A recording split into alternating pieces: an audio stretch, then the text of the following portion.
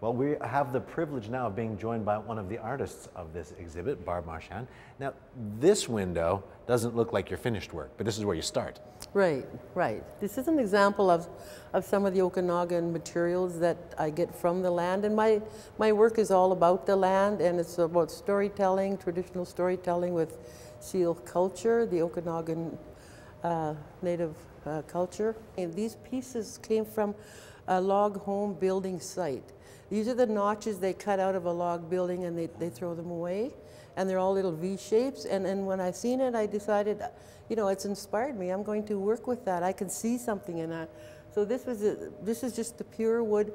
And the material here was I created out of the cattail plant, which is that long leaf plant. Okay. I have a process that I created to make this into a fiber. So that's Synclip, that mask. Coyote. Yeah. Coyote. Yeah, Synclip. Now these are very, very different and quite striking. And it's incredible texture. What's the material and the process for these?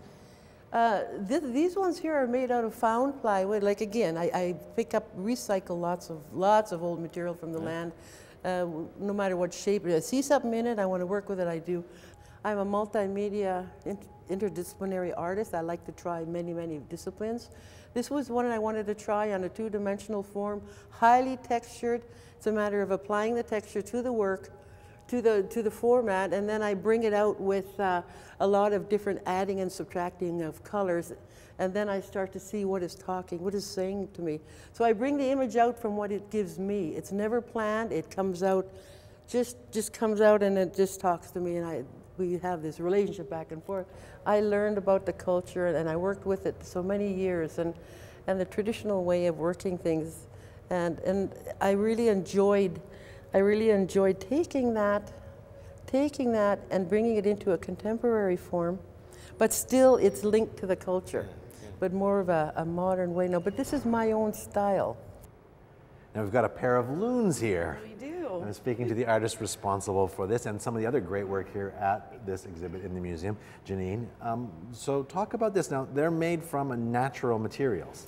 Yes, these loons are made from hardshell gourds, which not everybody knows. I was going to say, maybe tell us what a gourd is. You know, a gourd grows on a plant, so it belongs to the squash family. They grow like a pumpkin, and as they go through the 4 seasons, the growing through the spring, summer, then the drying in the fall and winter, it takes them 4 seasons to be ready to work with and to dry out until they're very lightweight and strong like wood.